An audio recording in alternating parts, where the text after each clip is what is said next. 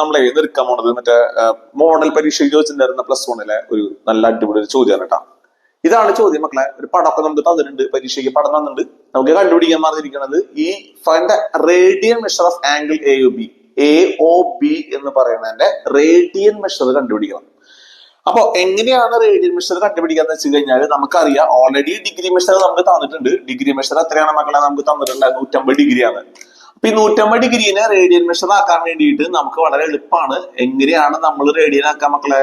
ഡിഗ്രീനെ പിടിച്ചിട്ട് റേഡിയൻ ആക്കണമെങ്കിൽ നമ്മൾ π/180 കൊണ്ട് മൾട്ടിപ്ലൈ ചെയ്താൽ മതി. അതായത് π/180 കൊണ്ട് നമ്മൾ വെറുതെ മൾട്ടിപ്ലൈ ചെയ്യാം, ഇത്രേ ഉള്ളൂ.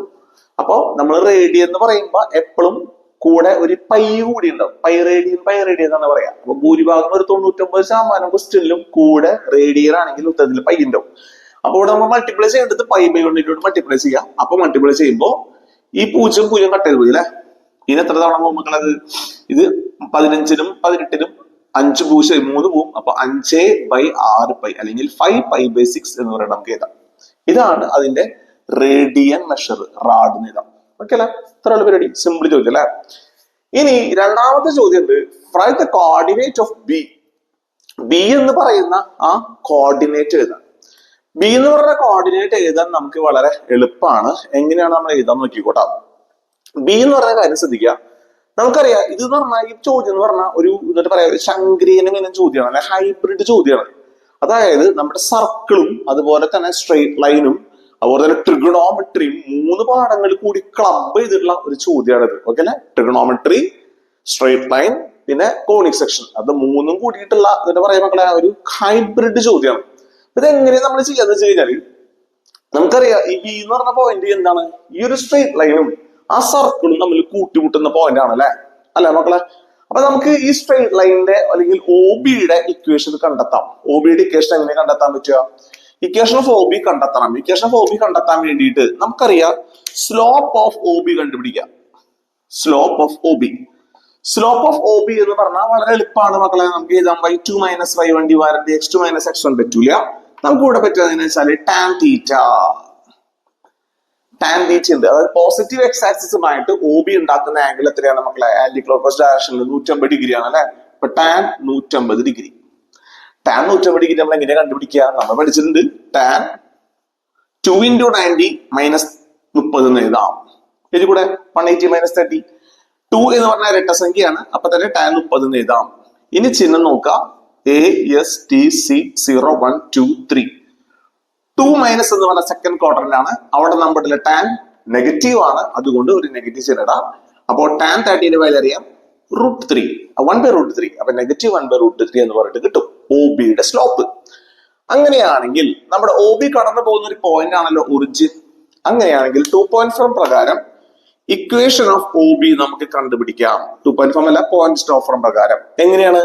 y - y0 = m × x - x0 ഉപയോഗിച്ചാൽ മതി. അപ്പൊ നമുക്ക് OBയുടെ ഇക്വേഷൻ കിട്ടും. അപ്പോ ഇവിടെ x0 y0 എന്നുള്ള 0 0 ആണ്. അപ്പൊ y = m-ന് പകരം നെഗറ്റീവ് 1/√3 × x - x0 എന്ന് പറയുമ്പോൾ x എന്ന് മാത്രം എഴുതിയാൽ മതി.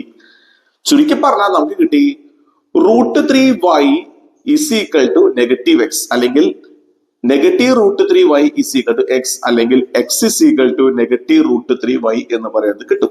ഇതാണ് മക്കളെ നമ്മുടെ ഈ OBയുടെ ഇക്വേഷൻ. സംശയമല്ലോ? ഇനി നമുക്കറിയാം ഈ സർക്കിളിന്റെ ഇക്വേഷൻ നമുക്കറിയാം.